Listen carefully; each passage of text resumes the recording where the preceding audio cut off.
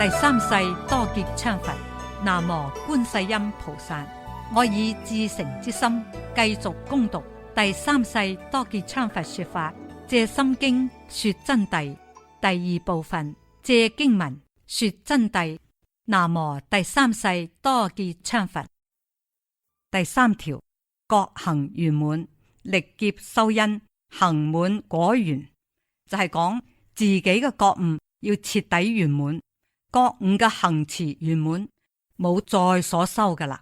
歷劫修因，而將無始嘅歷劫就係無數多生累劫嘅歷劫嘅因果，不昧於因果，同時於不昧因果之中，而為眾生行一切佛事，行於圓滿之果，已經圓滿啦。但係同樣不能捨眾生，要度眾生。呢個係佛嘅境界，智慧具足，圓滿無分，就係話沒有分別啦。最高境界又可以稱佢為上無諸佛可成，下無眾生可度嘅境界，故名佛陀。簡單嘅講，就係宇宙就係佛，佛就係宇宙，萬物就係佛，佛就係萬物，本諦無異，圓滿無缺，咁樣就叫佛陀。三世嘅諸佛指嘅係乜嘢呢？比如話就係以前過去佛，如多杰羌、威音王等若干無量無邊嘅諸佛，或者係現在嘅佛，就似釋迦牟尼佛，我哋娑婆世界嘅教主，未來世嘅嗰啲諸佛，如彌勒菩薩，就係講龍華會上即將成嘅佛。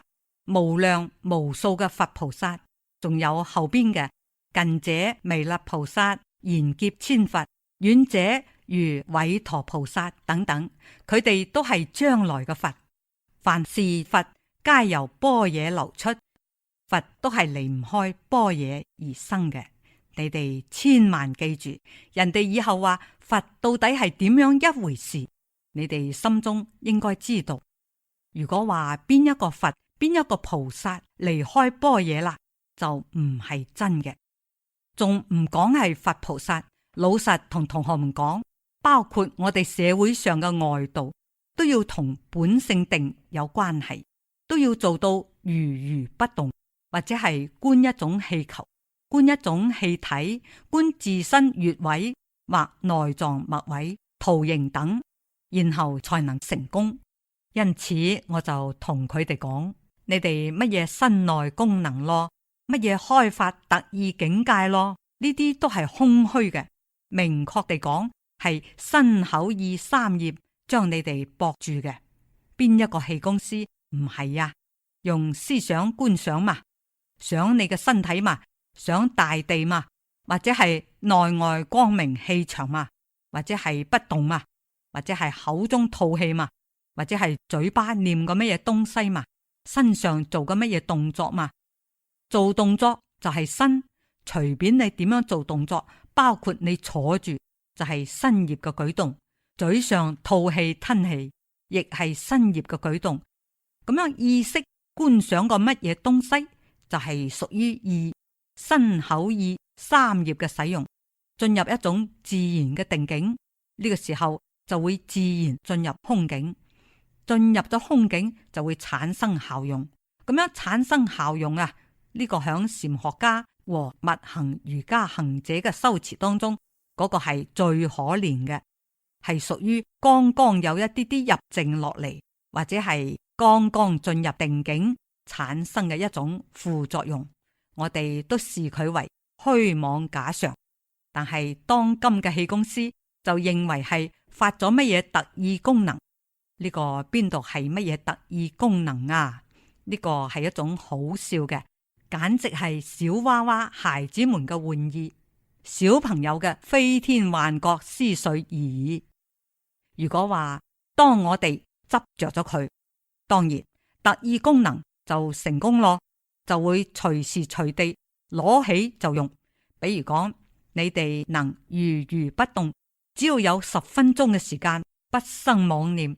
我講俾同學們聽，你哋馬上就會得天眼通。所謂嘅天眼通就坐響呢個凳上，或者坐響地下，或者坐響任何一個地方，就會睇穿牆壁，睇到好遠好遠。曾經有一位同學，佢就入定得咗天眼通啦。咁樣得咗天眼通之後，佢就講俾我聽，佢話我真奇怪，我睇到我個母親跌倒啦。我話你係響度發夢嗎？佢話唔係，我響用功課嘅時間，我突然就睇到我個家鄉，我個母親啊就去洗衣服，洗衣服嘅時候一下就響嗰個台階上被跌倒，當場就跌傷啦。哎呀，佢話我掛念啊。佢講到底係真係假呢？果然過咗2日，佢又進入天眼通，佢就發現佢個母親不但跌倒，而且送去接骨啦。結果又發咗高燒感染，因此就好擔心。咦，第3日電報就嚟咗噶嘛，就話佢個母親被跌傷，希望佢翻去。咁樣佢路隔千里之遙，果然呢件事印證咗，呢個就係神通初發啦，就係天眼通。仲有一位同學，佢正響嗰度做工，佢就睇到外邊有個人嚟揾佢嚟啦。佢呢亦未有執着，咁樣佢就下座嚟，佢想去印證一下。一走出去，果然就見到嗰位同學，嘿嚟啦！呢個亦就叫天眼通。天眼通要響乜嘢時候產生呢？就我剛才同同學們講嘅，一定要進入定境，要將眼耳鼻舌身意對六塵嘅境掃蕩一空，響五蘊都唔執，自然進入佛性嘅覺照裏面。響覺照裏面才會產生出一種神識嘅妄想分別，產生功用。呢個叫天眼通。咁樣我剛才唔係同同學們講嘅嗰啲氣功師將佢哋產生嘅呢種覺照，呵喲都講到係特異功能嘅高度。呢個邊度係高度啊？假使講我哋執着呢個天眼通啊，我哋每天上座就將佢找住，因為佢好灑得很嘅啊，可以意念一動想到和平電影院睇場電影再講，就坐響屋裏頭睇電影啦。係呀，每一日就盡管好灑，結果每日上座就找住睇，每日上座就找住用，用去用嚟，時間耽誤，無常到啦，乘住壞空嘅果報之體，該結束啦。咁樣無常嚟請佢嚟啦，我哋閻王老爺請你去灑一灑。佢慌神啦，佢話我唔去，我有天眼通嘅，唔得，你走，仲係要馬上斷氣，頸項冇氣上嚟，體溫下降，地水火風全將滅盡，就死路一條。呢個就係着相修真嘅人生練功下場，最終必轉輪迴為結局。所以講，我哋不管發咗乜嘢境界，得咗乜嘢神通，都不能執着嘅，都應該明白凡所有相皆是虛妄嘅道理。呢個係佛講俾我哋聽嘅真諦。何況嗰啲皮毛檀甲產生出一啲飄飄然境界，進入天眼通、天耳通、他心通、神足通、宿命通、五通嘅時候，都不值得執着，因為一執着，每日只要你想睇，佢每日就嚟。你話為乜嘢會嚟呢？